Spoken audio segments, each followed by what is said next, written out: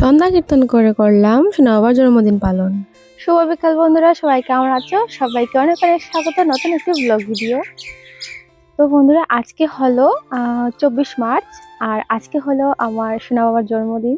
তো সেই উপলক্ষে আমাদের বাড়িতে আজকে হবে সন্ধ্যা কীর্তন সোনা বাবার জন্মদিন উপলক্ষে। তো আজকের যে জন্মদিন অনুষ্ঠানটা বা সন্ধ্যা কীর্তন কিভাবে কাটাবো সেটাই তোমাদের সাথে আজকে ব্লগ ভিডিওতে শেয়ার করব। আর আমি এই ভিডিওটা যখন পোস্ট করব, যখন তোমাদের সাথে শেয়ার করব, তখন তো হয়ে যাবে 1-2 দিন পর। তো যাই হোক, সোনা বাবার জন্মদিন কিভাবে কাটাই সেটাই তোমাদের সাথে শেয়ার করবো এই ভিডিওতে। তো তোমরা পুরো ভিডিওটা দেখতে থাকো, ঠিক আছে? তো আজকের বিকালবেলা দেখো অনেকটাই বেশি সুন্দর, এই যে দেখো অনেকটাই বেশি সুন্দর। তো আমি তো এরকম ক্যামেরার সামনে কথা বলি না, কারণ আমার অনেক ভয় লাগে, জানি না কেন এত ভয় লাগে। যাই হোক, তো আজকে তোমাদের সাথে সমস্ত কিছু শেয়ার করো, তোমরা কিন্তু পুরো ভিডিওটা দেখতে থাকো, ঠিক আছে? তো তোমাদের সাথে এখন দেখা হচ্ছে সন্ধ্যাবেলা হচ্ছে সবাই আসছে কীর্তন করার জন্য। আর এখানে দেখো আমি বৌদিবাইকে হচ্ছে চন্দনের ফুটা দিয়ে দিচ্ছি, আর ওই বড়দাকে দিচ্ছি। বাকি সবাইদেরকে কিন্তু বৌদিবাই দিয়েছে। ও নিজেকে নিজে দিতে পারবে না বলে আমি দিলাম, আর ভাসুরকে মানে বৌদিবাই ভাসুরকেও দিতে পারবে না বলে আমি দিয়ে দিলাম। তারপর ওখান থেকে চলে এসেছি মার সাথে একটু হাতে কাজ করার জন্য। আর এখানে দেখো সমস্ত কিছু তৈরি করা হচ্ছে, মা কিন্তু নিজেই রান্না করেছে আজকে অনুষ্ঠানে। তারপর কীর্তন শুরু হয়ে গেল।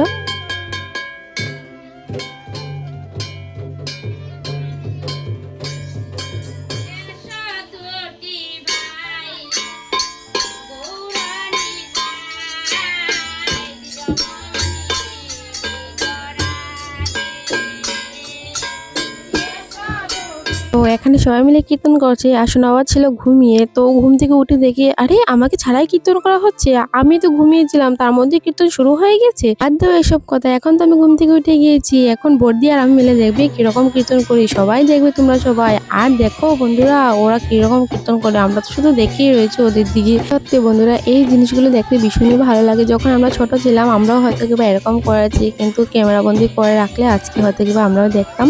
যখন 3 মাস সোনা বাবা বড় হবে তখন তারা দেখবে ছোটবেলায় কেমন কাটিয়েছি। কিছু মুহূর্ত হলে তো শেয়ার করেছি, তো কিছু মুহূর্তগুলো তারা দেখবে।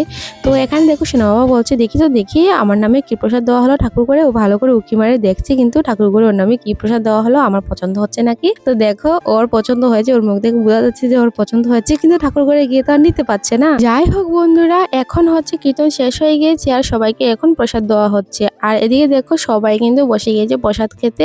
আর এখানে কিন্তু বারান্দার মধ্যে সবার জায়গা হবে না বলে উঠানের মধ্যে সবাইকে বসানো হয়েছে। আর এই যে দেখো বন্ধুরা মাটির মধ্যে বসানো হয়েছে, মানে চট পেতে। তো বন্ধুরা আমাদের গ্রাম অঞ্চলে কিন্তু এরকমই খাওয়া দাওয়া হয় কীর্তন হলে, কারণ বন্ধুরা প্রসাদ খাওয়ার আনন্দটাই আলাদা। আর যদি হতো সাথে কলা পাতা, মানে কলা পাতা যদি প্রসাদ খাওয়া হতো তাহলে তো আর কিছুই বলারও ছিল না। কলা পাতায় প্রসাদ খেতে আমার ভীষণই ভালো লাগে। আমি বাবাকে বলেছিলাম, কিন্তু কয়েকদিন আগে এত ঝড় বৃষ্টি শিল বৃষ্টি হয়েছে, যার জন্য কিন্তু কলা পাতা ভালোই নেই। আর এখন বন্ধুরা অনুষ্ঠান হলে এই থাল গ্লাসেই চলে, যার জন্য কিন্তু সব অনুষ্ঠানে এরকমই আনা হয়। যাই হোক বন্ধুরা, তো আজকের আয়োজন ছিল আমাদের পায়েস, মুগ ডালের খিচুড়ি আর হচ্ছে দেশি আলু ভাজি, এইসবই আয়োজন করা হয়েছে। জানো বন্ধুরা, সোনা বাবার জন্মদিন অনুষ্ঠান কিন্তু পালন করার কথা ছিল না।